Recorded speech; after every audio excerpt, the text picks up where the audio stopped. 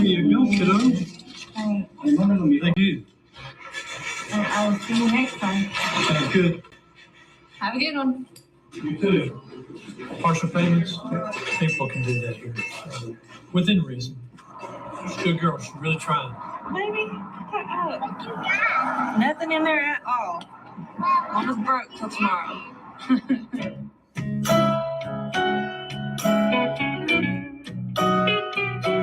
We were together 4 months and then we split up. We were so happy around each other and we just wanted to be around each other, so it's like, okay, well, we'll move in together. And it didn't work. He has 4 girls that live with him full time. And we threw them together too fast. It backfired in our face. So me and the kids are living here. A roof over our head with heat. That's all I can do.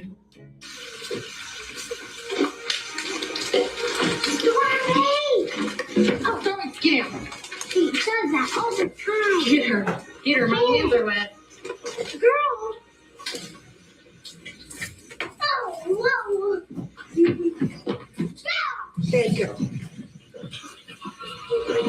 We get paid Saturday morning, so I got paid today. And I went and paid rent. And then I'll have to pay daycare,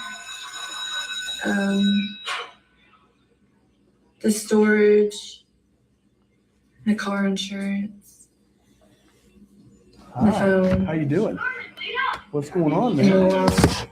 Yeah, what's going on, man? I think I'm like one of my advisors helped me get in a class. I'm gonna Check was $730. It's fine. So you don't That's for know? 2 weeks. Yeah. I don't think I'm in the right class because I'm not taking no field You class. eat it. You eat it. You eat it. So You eat who is it with? It's with Smith and the key is comprehensive social work comprehensive. She put me there because I was afraid, like I was. Your hands are sticky or something. Okay. And then Did you like to drop it already too? I don't. But when the woman's over here, And then I look under it and like, yeah, you need a field practice. I'm like, Because it's supposed to be well, I don't raining got a and field snowing practice. off and on I all don't do day that today. till next semester. And it's very wet. Look how wet it is out there, and it's muddy. Oh, how many hours do you have? okay.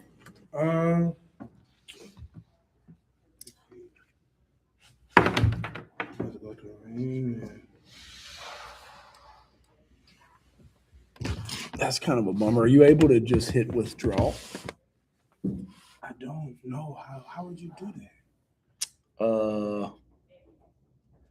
Probably the drop ad form. Not F1. Let's see. It's probably Wait, man.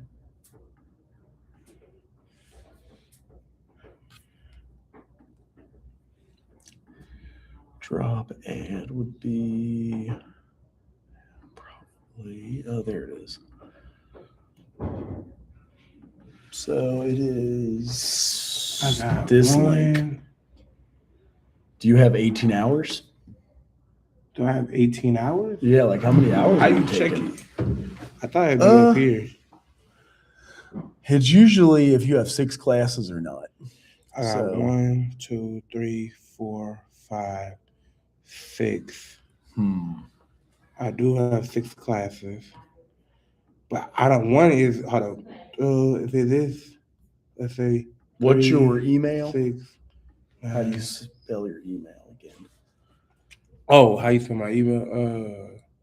K. Oh yeah, KSMITH 19? 19. Oh shit. Okay. So add drop is this link, and then you just drop it. Or It'll take you to here if you click on it. Drop ad form. Well, I don't know. I think I'll still be under 12 credits afterward. That's why I'm trying to figure out. Is there?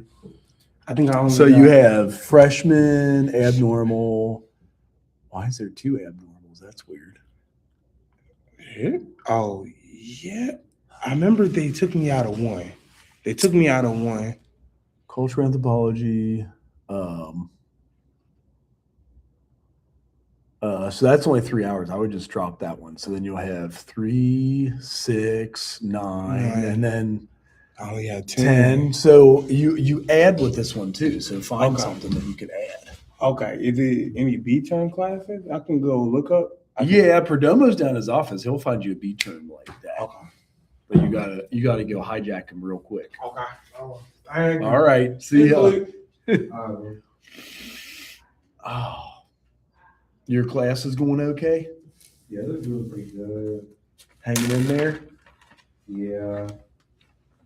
It's a couple I realized that I didn't do my syllabus quiz for one of my classes. I hate those things. Yeah, so Like, I've done everything else except for the syllabus quiz. I think. really? I have a C right now because of that. Whose class is it? It's one of my online classes with Miss Jefferson. Statistics for social media. Was your track meet okay?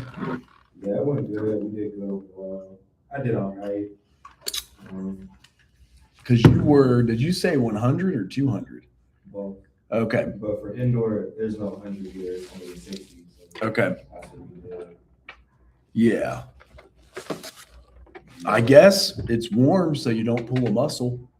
It's not warm here though. Is it cold when you do the indoor track? Oh, indoors, yeah, it was pretty warm in the facility. But you have to work out here outdoors, you're saying? Yeah. Because we don't Not have. here outside. We work out inside here too. But Yeah. It's some days that we go outside. Right. If I we get not it. practice today, we would not practice outside. It's too cold.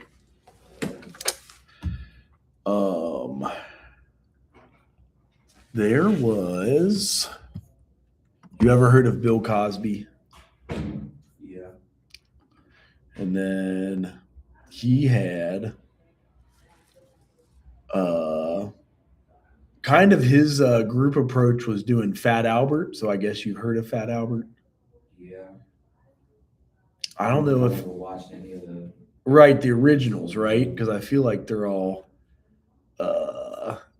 It's not really my generation. I know, right? Because he did this mostly in 70s and 80s. But apparently they have a new Fat Albert movie. Yeah. I bet you it's the first thing that'll pop up if I type in Fat Albert. Let's try it. Because it's probably the most commercialized. There it is. Videos. Let's see if they have. Oh, I think they did one where it was probably Eddie Murphy. I didn't even think about it. That's Enjoy 24-hour access at most Planet Fitness clubs. $1 down, $15 a month. Deal ends February 27th. In his time, he was a hero who walked the walk and talked the talk. Hey! Fat Albert is back. Coming from his time. You have a can opener? The can opener is on the can. To our time. Wow, it looks like an indoor town. Haven't I seen you somewhere before? Now come on, let's get the sweater on. I can't take my sweater off because I don't know what's underneath it. To show everybody.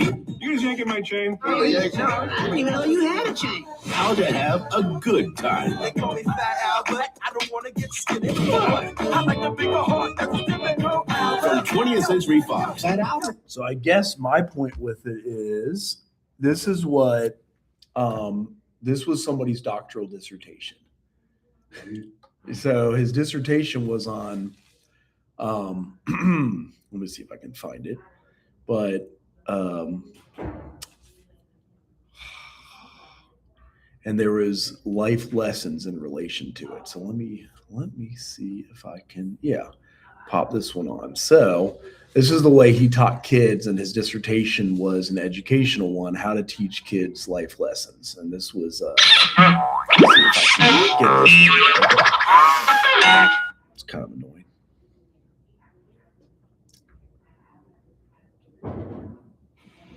You know who that is? It's Bill Cosby. And I'm gonna sing a song that very beginning shot was Bill Cosby. He's super thin.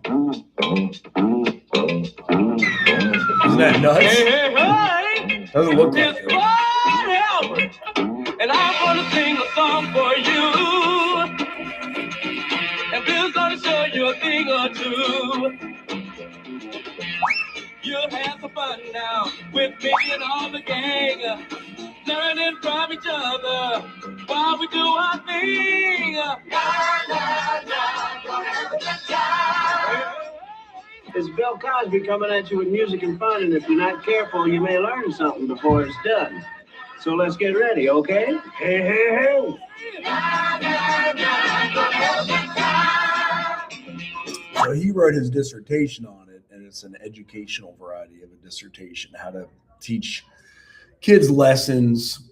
Really, this was his form of a group. So it's like a cartoon form of a group.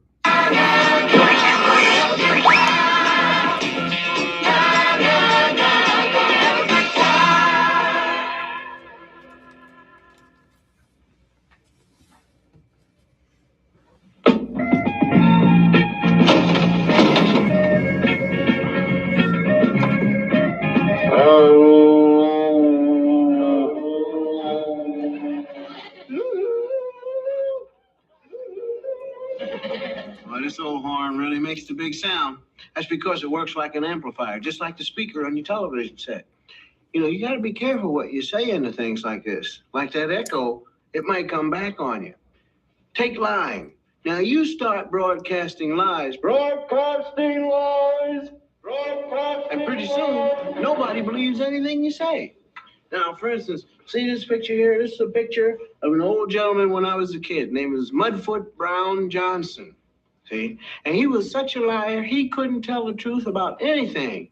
Nobody believed whatever he said. And it got so bad that even when he wanted to feed his dog, he had to get somebody to just whistle for him. Now, isn't that something? Of course, old Mudfoot would never admit that he lied. You know, he always, I'm not lying.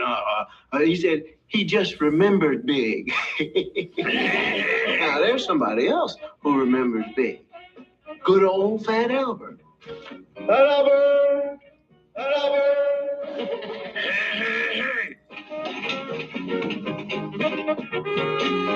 My cousin Hubert can really tell whoppers, man. Hubert said that he comes from a really cold place. So cold that the words came out of his mouth in chunks of ice. So he put them in a bag and took them home, and everybody sat and listened to his words thaw out. Hey.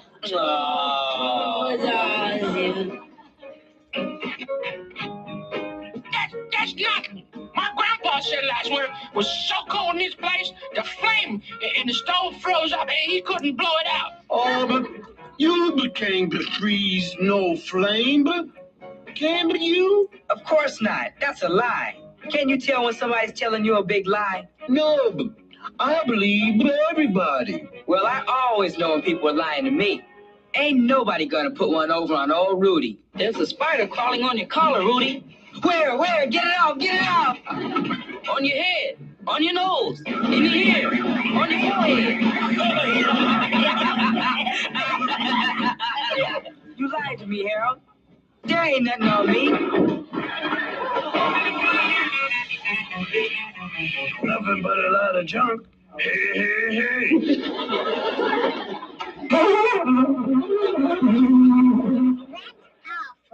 Oh, yeah?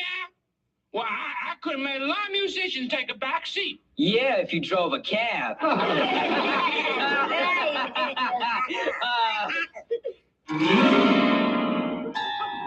Hey. Did you hear the way I hit that high note? Yeah, it sounded like a note to hit you back.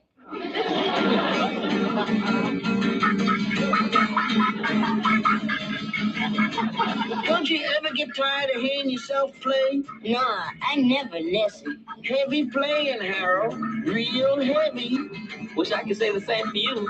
You could if you were as big a liar as I am. It's music time.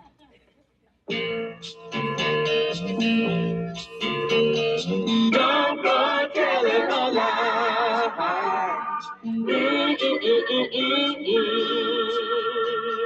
Don't go telling a lie.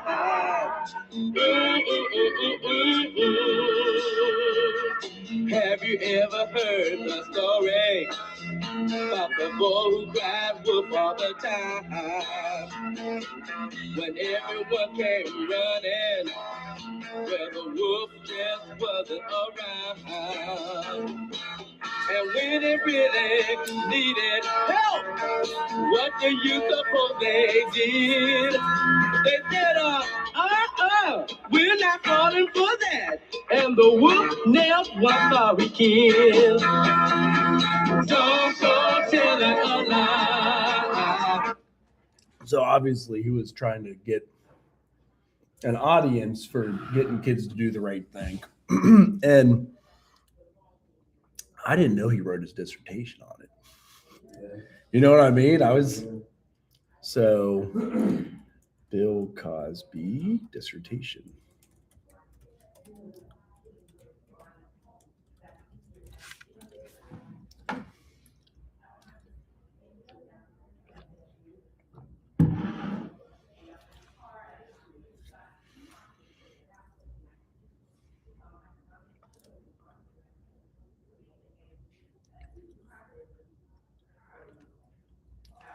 Oh, I think he published it here. Black American History in the Live Journal. Is he still alive? Bill Cosby? Yeah. I don't think so. Okay. Let's see if I can show you this one, but he pumped out 142 pages on this. Let's see. You said Bill Cosby wrote it? Yes. This was why he was Dr. Huxtable. So let me see if it's in sent. Because I just sent it to somebody. Oh. All right. It won't open that way.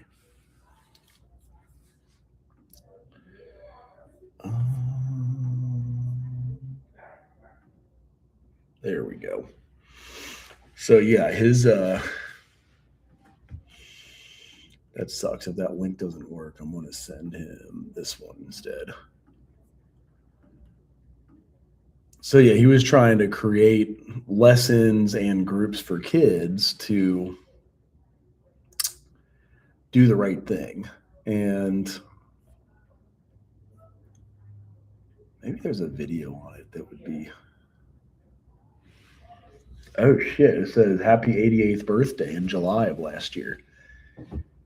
God dang, he's old, isn't he? That's crazy. All right, so here's what it looked like. I don't know if they have a link though. So the title was An Integration of the Visual Media via Fat Albert and the Cosby Kids into the elementary school curriculum as a teaching aid and vehicle to achieve increased learning. Damn, that's a long title. It was 260 pages he wrote for his dissertation. If you ever want to get your doctorate, you could get a 155 page dissertation. That's all I wrote, 155. Some people do even less than that. It is. It's like 6 30-page papers is how I looked at it. Oh, of course, I got to pay to see that.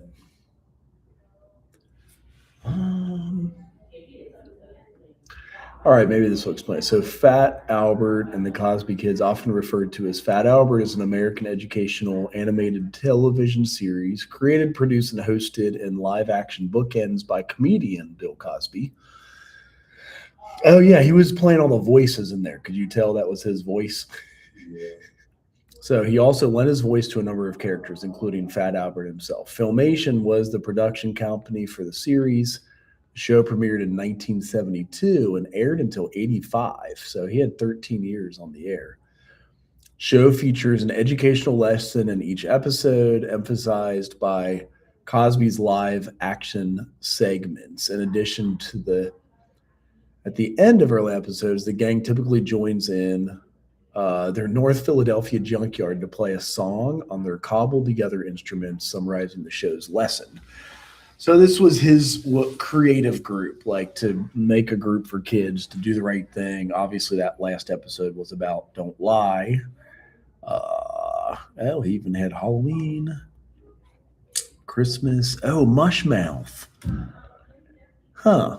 Voiced by Bill Cosby, a slack-jawed simpleton with big lips. He always wears a red knit hat with a blue scarf and always speaks in ooby dooby, tantamount to overdose of Novocaine in the mouth, with Cosby's dentist monologue film himself. Okay, I've never heard of ooby dooby. It's a language game spoken with the English language after decades of history of the predecessors. Huh. I didn't know that. All right. So,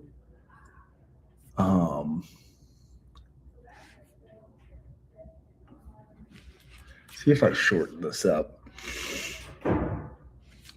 and do the video.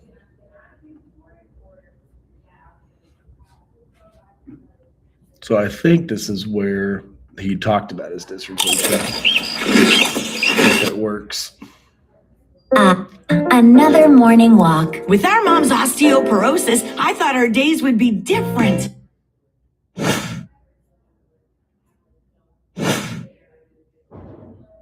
In the last couple of years, Bill Cosby's eating habits have really changed through a combination of self-discipline and acupuncture. And right now, for instance, with what I'm eating here, because of what I've been doing with acupuncture, I don't partake in things that I know will do the number. Because this food, Yeah, I agree with you. this food, if you don't have your control, and they know I made myself a victim here. Ennio, bring the bowl that I used to have my pasta serving in.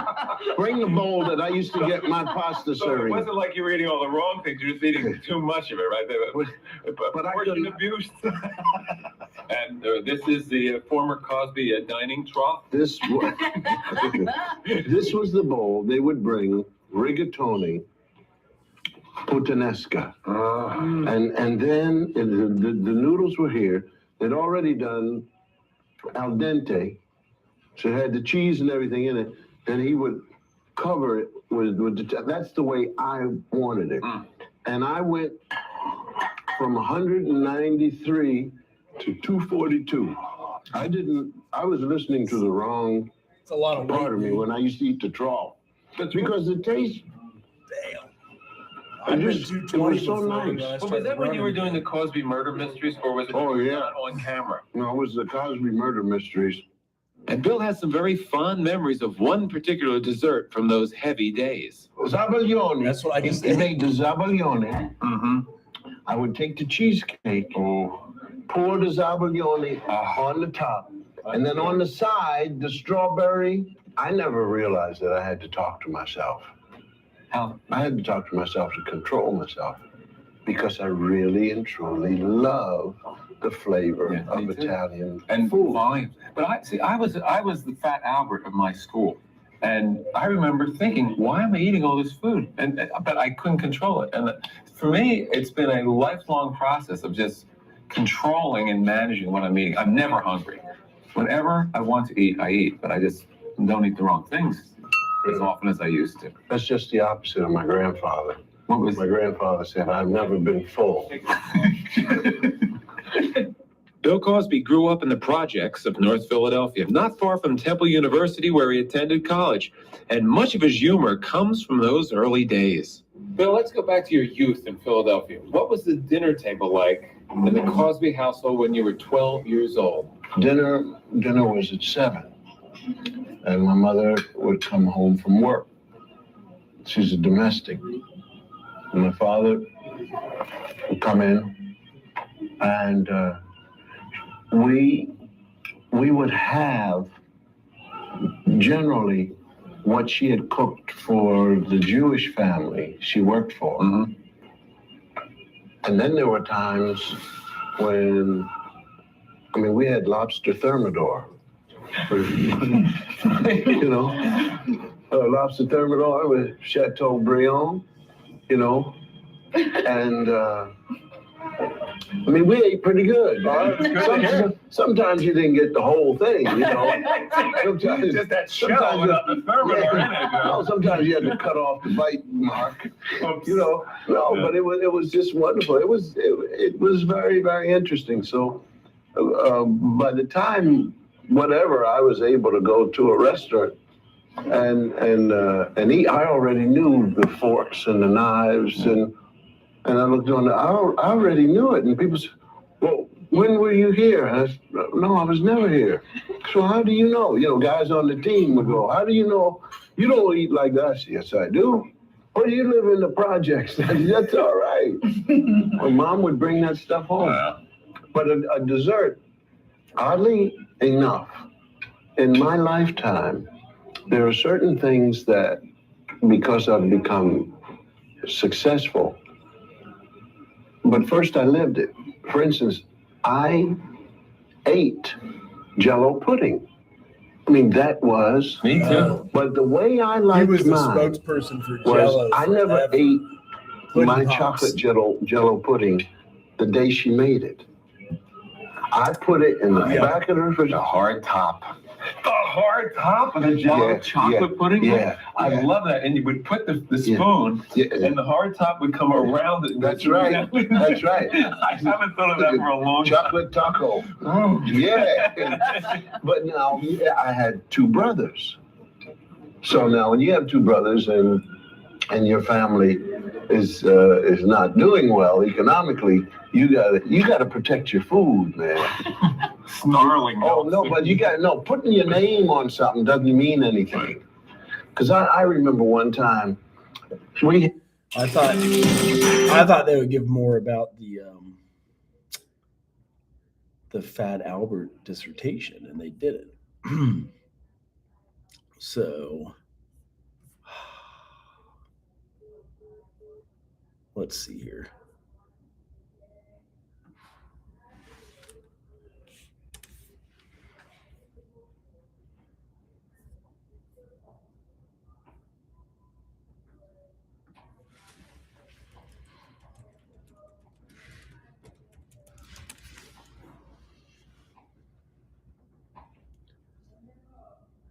Okay, this one looks like it might describe it better. Shout Factory TV, changing the Hell. New Old Spice Cosmic Quest 24/7 freshness makes me want to be Mario. Here's Shout Factory TV, changing the channel.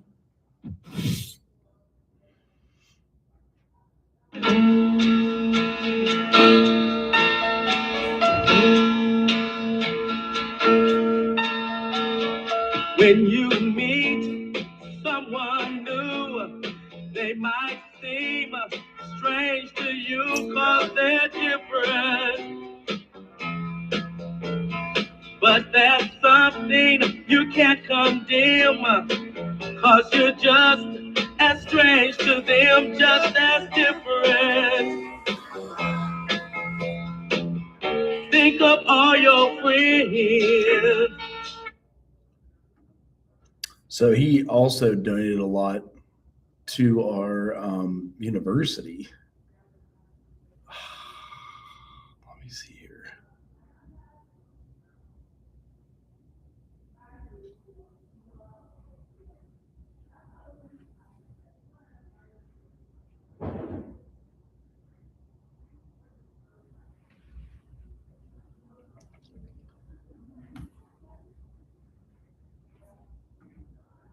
Hey guys, it's Jay. Welcome back to my channel. We'll discuss the popular culture of the 70s, 80s, and 90s. Hey guys, it's Jay. Welcome back to my channel. We'll discuss the popular culture of the 70s, 80s, and 90s. You know, the 80s was a really wonderful time. Hey, man. Sup, shawty? I missed you. Come here. Give me some money. That's nice. You just earned yourself a Patreon review. But let me just talk about the nominees before I feature presentation. Scooby-Doo on Zombie Island. For the record, this Patreon request was... First off, out of all the movies, why do you want me to specifically review the third one? They're all the same movies. What does... I've always wanted to tear... Beavis and Butthead. Hey guys.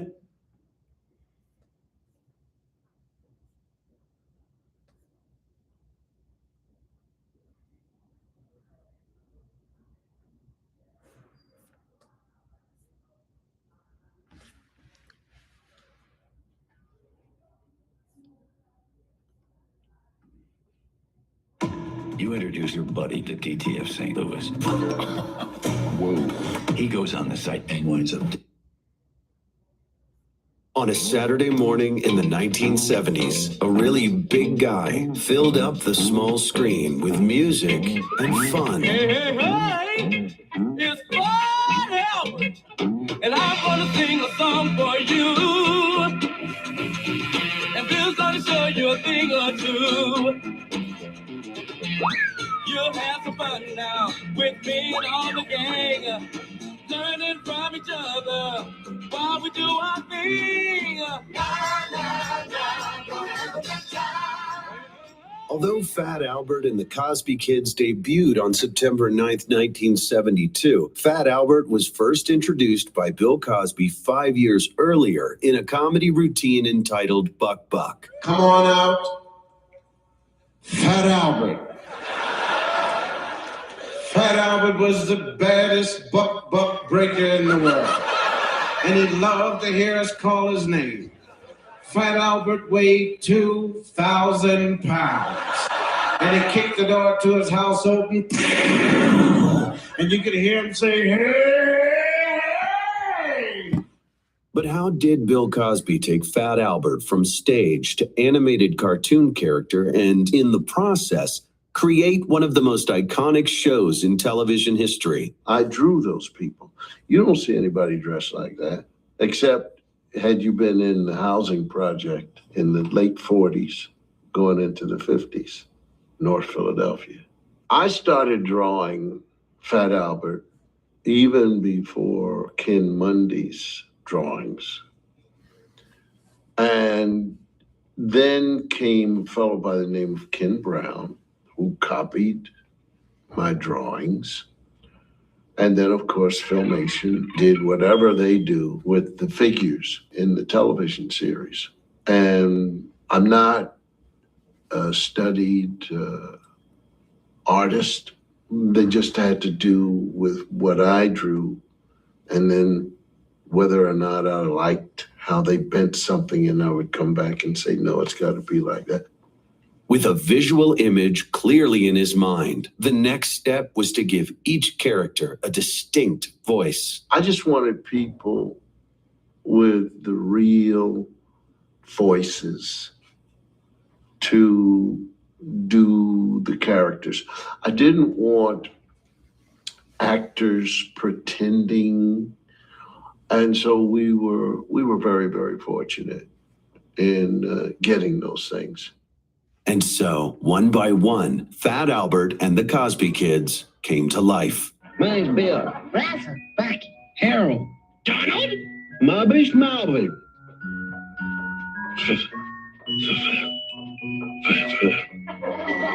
see you all in class. Fat Albert. F, Fat, and then an A to follow. Fat Albert, easy to say. Here comes Fat Albert. I guess the weigh-in is about to start. Hey, hey, hey. Hey, hey, hey. When you listen to my interpretation using Fat Albert's voice, there's no sounds like that, because I wanted to have inflections that I had never heard animated morning television cartoons for kids. A lot of them, well, gee whiz, Uncle Bob, what are you waiting? Well, how come you're in there for that, Brother Thornton? And I said, no, I want his voice to have those levels of sadness and the height of excitement. Bargain day. Soon as we wash a few dozen cards, we'll have lots of money to pay for the broken window. Are you ready? I took the voice of Fat Albert to give that size to a guy. And then I wanted him to have a saying that everybody would enjoy, a saying that would catch on.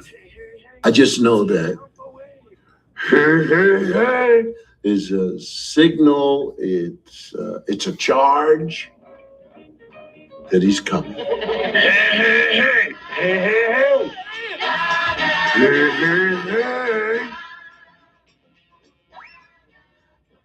And that came from, as I'm inventing this fellow, his love for the Temptations.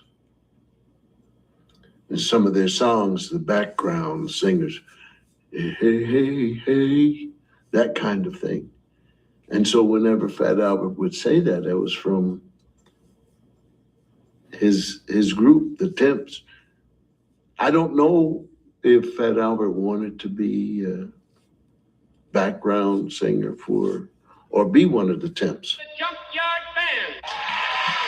Hey, hey, hey, let's really play. In my time, fat people were stereotyped as clumsy, to laugh at, not particularly intelligent, low self-esteem. You know what I am? Yeah, a fat kid waving a garbage can lit around. No, I'm the Brown Hornet with a space shield. The Fat Hornet would be a lot closer. I wanted to change that and make this Fat Albert a large fellow that everybody started liking because he was the biggest guy.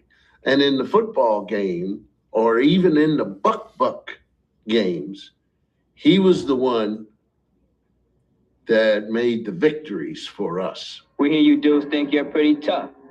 So we're gonna challenge you to the Buck Championship of the world. You must be kidding, man. We've never lost. As life with him would go on, those of us in the neighborhood in this invention of mine leaned more and more on Albert because we hurt his feelings.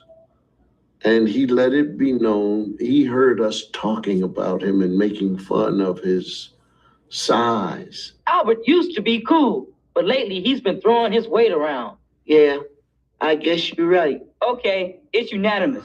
Fat Albert's out of the club. To take a person like that and then begin to make that person someone who is intelligent, who has compassion, not only intelligent, but wise and humorous, having feelings, and a leader. Did you talk to anybody who saw any of this? Well, not actually.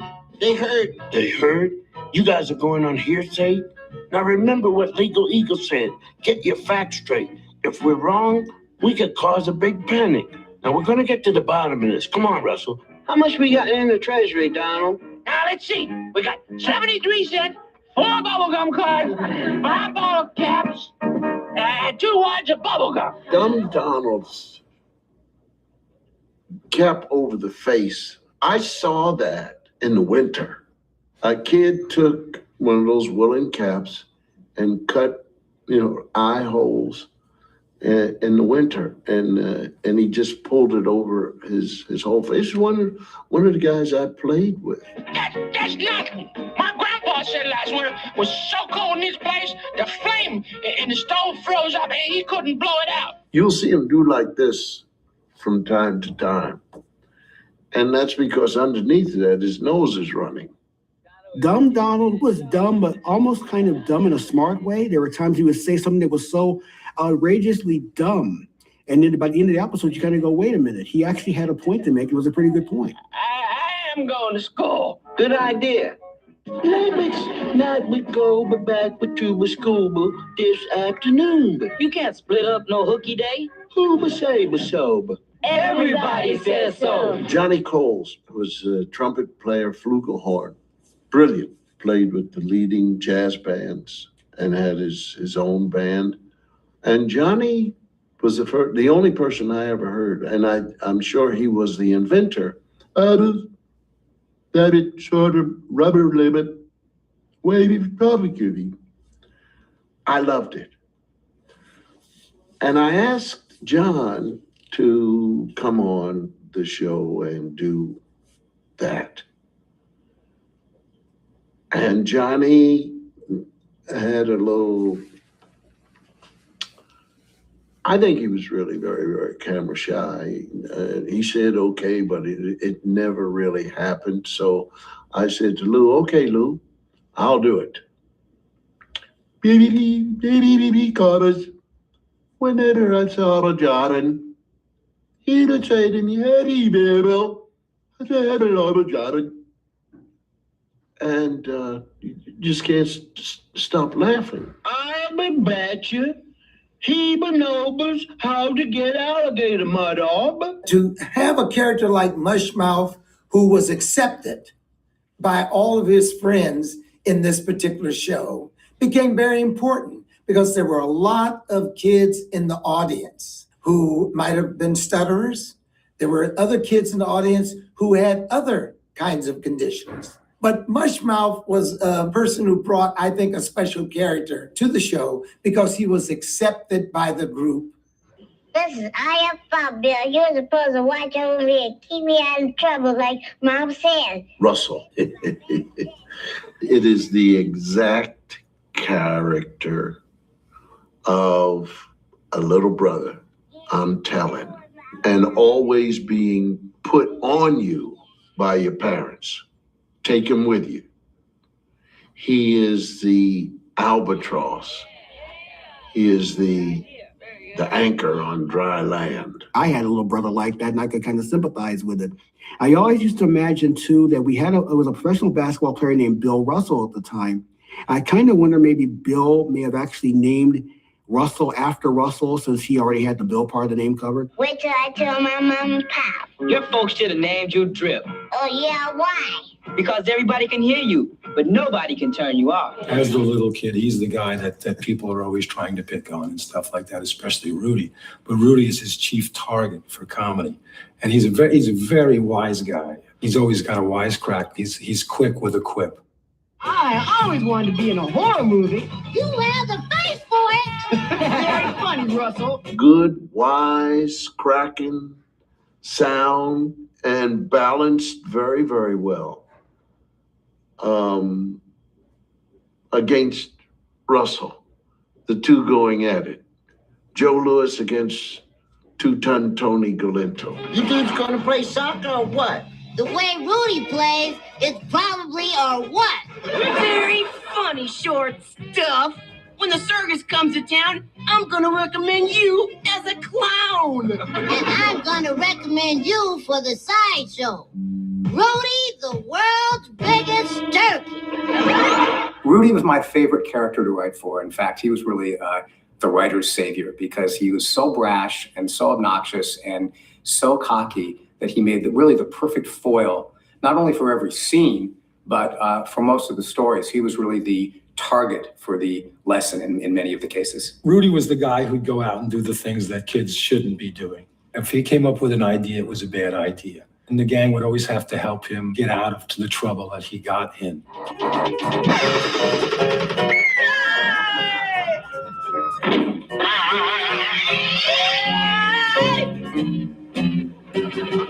Looks like Rudy's cut out on the limb. Rudy, the guy who had one or two special things, because when you brought up in a lower economic neighborhood, it doesn't take much for you to be the best dresser.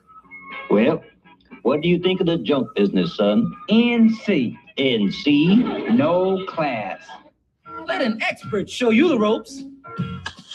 Under, over, around, through, oops, down,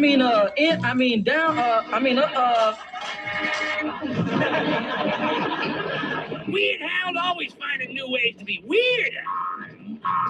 Oh, Weird Harold. Easy to say. Oh, Weird Harold. You don't pronounce, you don't have to do the all the letters. Gerald Edwards was the voice of Weird Harold, and I was one of the animators on the show. The thing is, the two of us had worked together almost 20 years before that on a series called Cowboy in Africa. He was the lead kid, and I was his stunt kid. So to work on a show back when we were kids, like 20-something years back, and then work on a show 20 years later, a different place, was one of those things that would only fit a Weird Harold type of thinking. Howdy, everybody. Look who we got on campus. We should hang out more, man. Hey, come on, man. Doing it. I've never seen anything I've done twice. You see, Oh, Bucky, just remember to jump up in the air and give a big karate yell when you whack the board. Right. Here goes. The nickname, Bucky. The teeth waiting for a face to grow around it so that there will be no overbite. Look at me. What's so good about walking on a tightrope on the ground? Lots. When the rope gets up in the air, I'll be right at home on it. You have to remember that these characters are pre-puberty. And I wanted Bucky to represent that face with the huge teeth. Bucky almost seemed to duplicate certain characters funky. He was either kind of logical like Bill, or kind of strong like Fat Albert, or kind of weird like Harold. I sometimes wonder if we had maybe 7 kids rather than 8 kids. He might have been the superfluous one, but we did the best with him. And it was fun listening to the woman Jan Crawford do his voice, because he had this really unique, kind of high-pitched kind of voice. Rudy's right. Yeah, this is easy. Yeah, it's simple. Walk your dog for a nickel, lady? Sure, kid. In order to do myself, I had to go way up here and fight whining and sounding like I'm whining. 4,006 to 4,006. Tie score, Albert. It was that group that worked, and they understood each other. And they didn't see themselves as a group of misfits. They just saw themselves as some kids who live in a neighborhood, and you wait for your friends. Let's go do something. Cowboys is out. Without a herd of cattle to wrestle, it just ain't no fun. Hey, it's Fat Albert. No, it's not. It's a herd of stampeding cattle. Slap leather, boys. We got to vamoose after them critters. Pronto. With characters in place, a deal was struck with Lou Scheimer and Filmation Studios to develop an animated series for CBS. I wanted to make things correct. I wanted to make things the way I feel them. And I had no idea that I was connecting with other people. But connect he did. Fat Albert and the Cosby Kids became an instant hit, rising above the clamor of Saturday morning cartoons. Fat Albert, they ought to call you 2 + 2. 2 + 2? Yeah, you're 4 everybody. What made the success of the show so groundbreaking was the fact that Fat Albert and the Cosby Kids was designed not just to entertain, but also to educate. I'm working at the University of Massachusetts on my master's and my EDD. It has to do with the work I'm putting in while doing the electric company. And it was, in fact, about using the television to aid teachers and parents.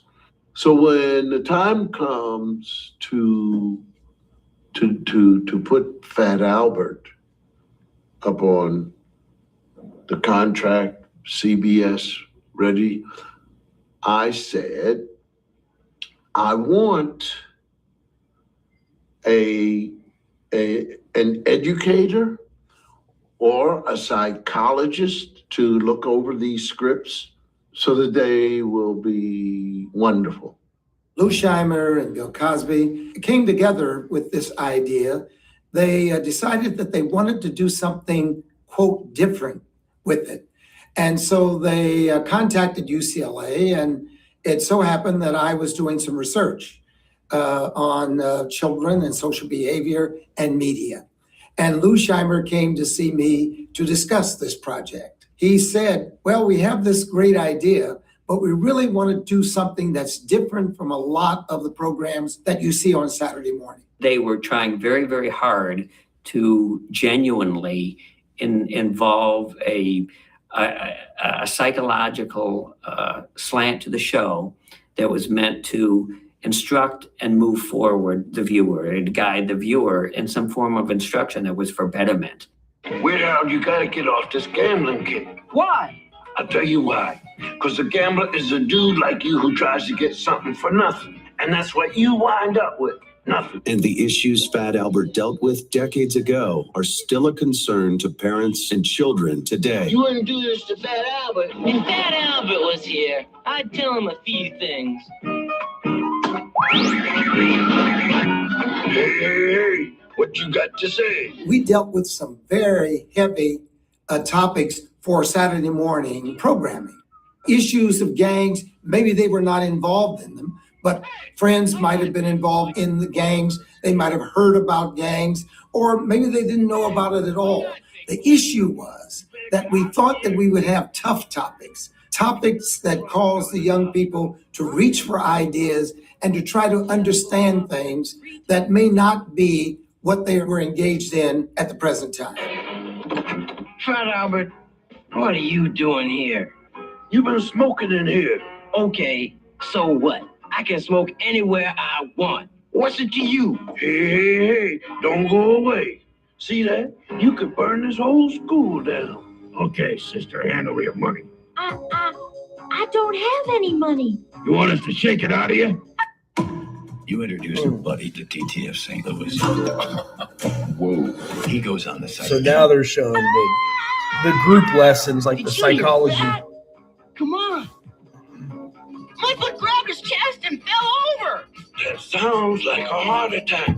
Bucky, Mushmouth, go call the paramedics, quick. This program broke the mold because from the very beginning it said, this is a program for children that will deal with life lessons. His name was Fernando, and he was killed last night trying to stop a gang war. We're very conscious about trying to do stories that espoused a morality tale. And we're very concerned about that.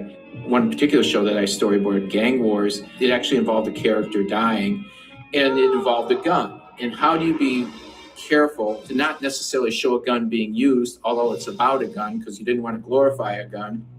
Every program in the Fat Albert series was developed by either a group of historians, linguists, psychologists, psychiatrists, school principals, and others meeting together to identify what are the kinds of issues that early school-age children might face in the present and in the future. And so each show had goals and objectives, just the way that you would plan for, a teacher would plan for a lesson plan. Well, I must compliment the class on the reports you've given on your father's jobs. Do you all think you learned something? Yeah, we sure did. You bet. Right on. Right on. Yeah. Sing that song, kids.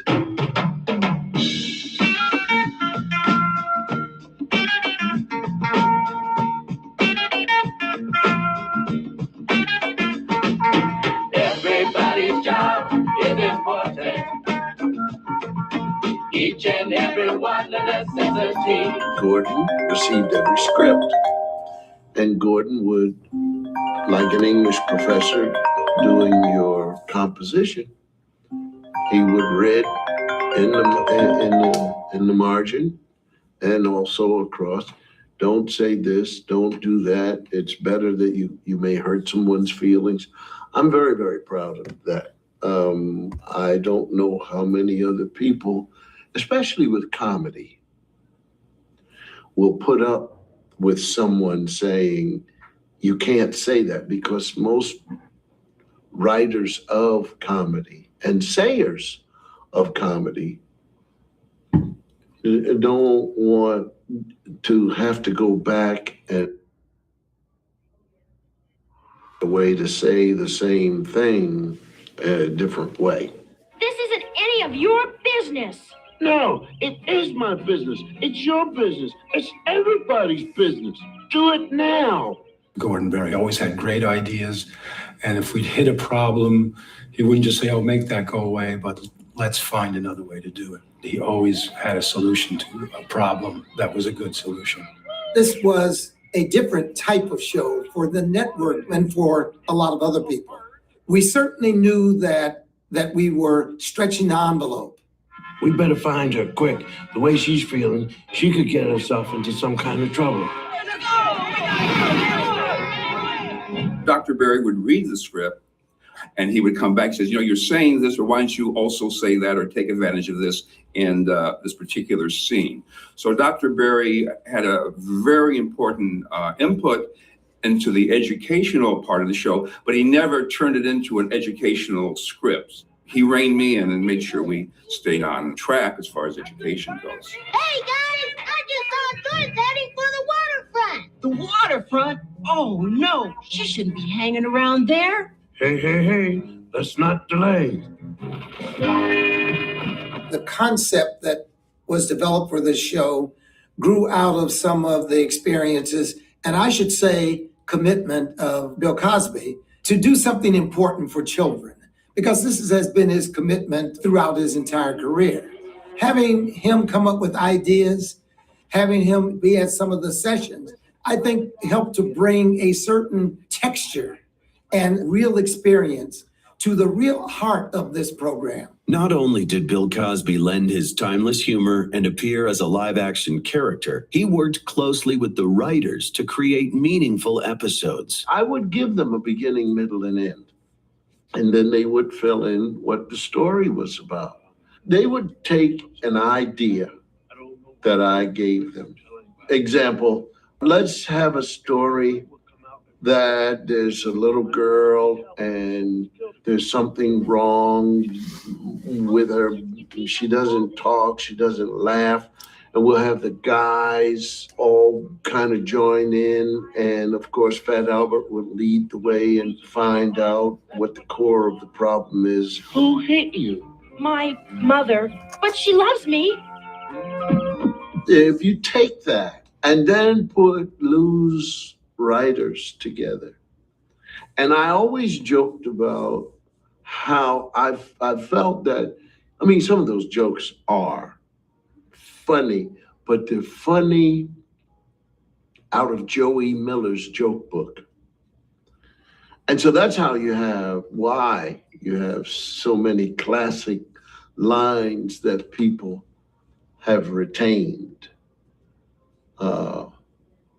You're like school on Sunday, no class.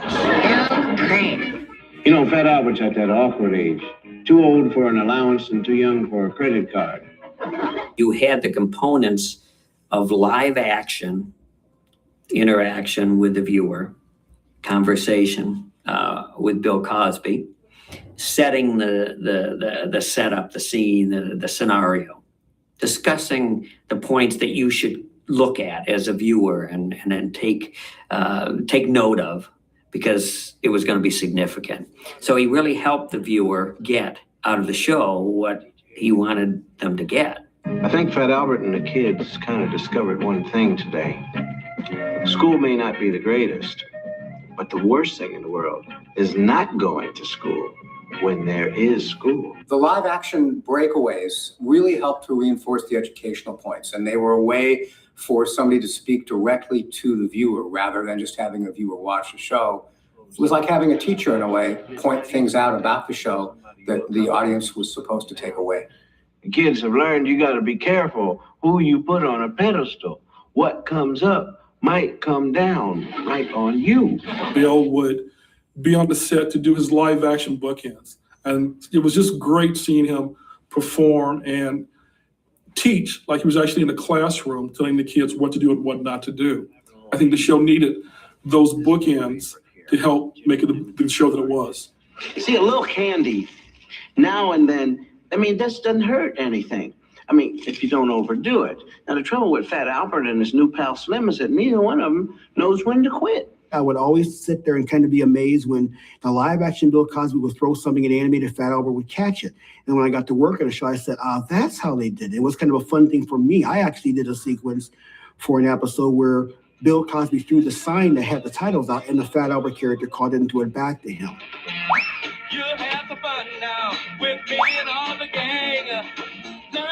The mix of both the live action Bill talking to the animated Bill and whatnot kind of set the show up and made it something the kids could kind of get an extra little surprise out of. But probably the best way to learn more about Paul Bunyan is to go to the library. The other thing about the breaks is it gave a chance for the audience to see Bill in person and for Bill to really make his presence felt in the show. And I think without those breaks, it wouldn't have felt so much like Bill Cosby's Fat Albert. And I think the breaks really helped cement Bill's connection in the eyes and minds of the audience. It was not my idea to use the bookend and in the middle live. I think that certainly prior to all of that, there were things like Alfred Hitchcock, and he would come out, good evening, and walking the boy. So to have Bill Cosby there and in the junkyard, and if you pay attention, you just might learn something. I don't know who invented that. This is Bill Cosby coming at you with music and fun. And if you're not careful, you may learn something before it's done. It was also important for me to be in this, to say things. I said things and I was in it, but the writing of the interstitial was really with their writers. Sometimes I think the way he acts is the reason he loses at basketball. I mean, not that losing at a basketball game is such a big thing, but there are times when a know-it-all attitude can cost a lot more than a game.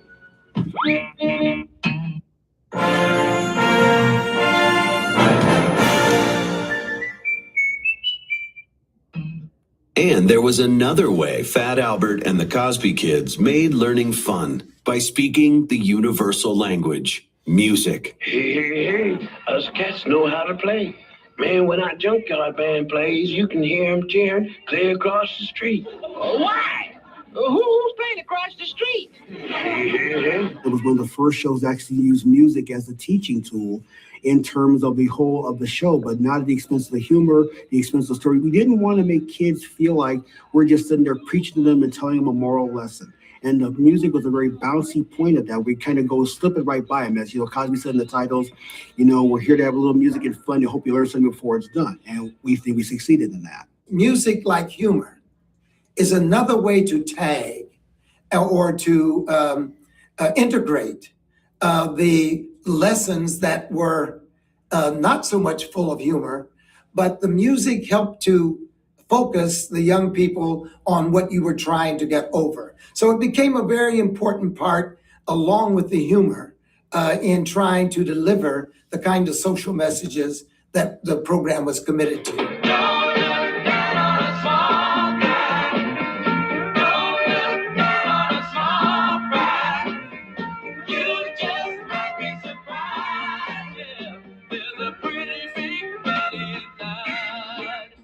Watching Fat Albert, Dumb Donald, Mushmouth, Bucky, Rudy, Russell, Old Weird Harold, and Bill, it was clear that regardless of background or personal challenges, kids are the same everywhere. What you had was a program that is featured young people of color growing up in an urban setting that on itself was a very different thing for Saturday morning and indeed for children's programs.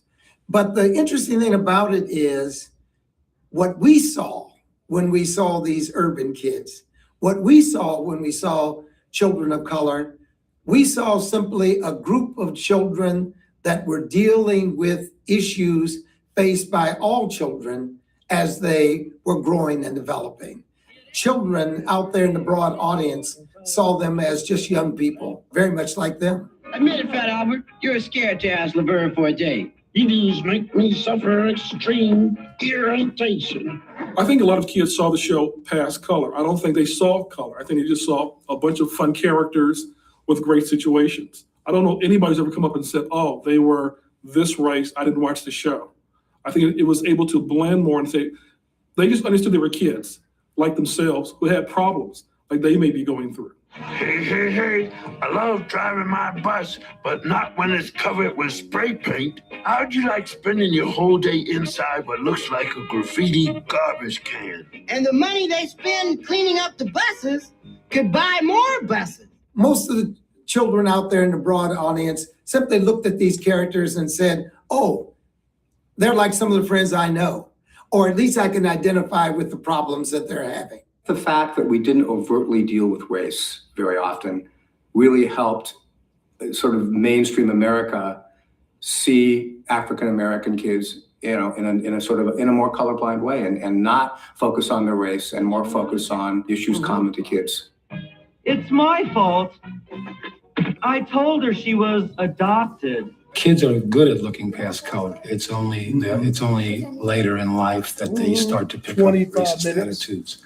And we were about not having those attitudes and make the kids just kids. That was the most important point in the show, that they be seen as regular kids. And they were not black kids or white kids, they were kids. We're all part of the family. I was a poor inner city kid in South Central. And so I didn't look at it for that, really. I looked at it as my personal view as basically kids having fun, being able to make things happen when they didn't have the money to make things happen. They would make their own instruments rather than go out and buy expensive ones that the kids down the street might have had. And you take that as a kid and you're thinking, what's that? Sure. I could do the same thing. I could take and find little, inexpensive ways to have the same type of fun that people had to spend money to pay for. And that's one thing that the show put out there, and we, as kids, understood it, I think, for the most part. That looks more like something you'd blow in than something you'd hit on. Hey, wait a minute.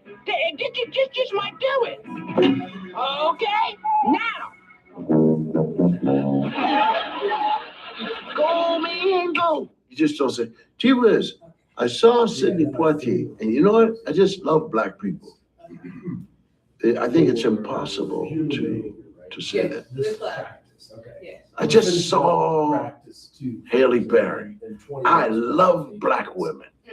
I don't think so. You know, I saw Rudy on the Huxtables. I just love 4-year-old black children. Maybe. I think the show was exactly meant to address the issues that children have in everyday life. And it had nothing to do with being African American or Caucasian or whatever your ethnic background was. They were problems that everybody faces, especially in their youth and their teenage period. And that was the wonderful thing about the show, whether it was keeping up with your studies, whether it was teenage pregnancy, whether it was getting along with each other, whether it was any of the themes that were covered in the show. And it certainly eclipsed any kind of ethnic background. Why did you treat me so rudely before? I didn't mean to be so pushy. He just felt that you might like him better if he acted like a macho dude. Right, Donald? Right? No girl wants that, Donald. Well, I just wanted to impress you because I know I'm not really special. But Donald, you are special.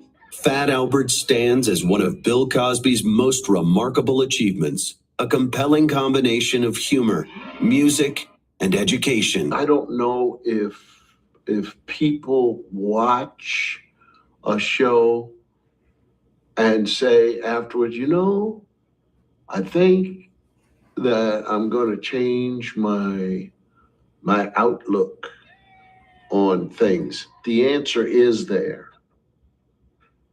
And with my work, it has always been there. That particular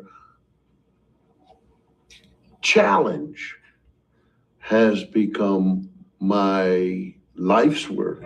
It all works out for us as long as we treasure the gift locked in our hearts. Love. One of the great stories for me is our son Ennis. When he was about 6 years old, for the first time, I drove him out to Reseda Filmation, and I took him through, and there were women there with the white gloves doing drawings on the cells, and he looked at that, and don't forget, he's 6 years old. And I said, okay, you sit here. And then I went into the studio and I read through doing all of my voices, Bill and Mother and Fat Albert. And when I came out of that door to walk, my son came running and hit me on the thigh like a linebacker. Dad, you're Fat Albert. Well, that was it, man. We were best buddies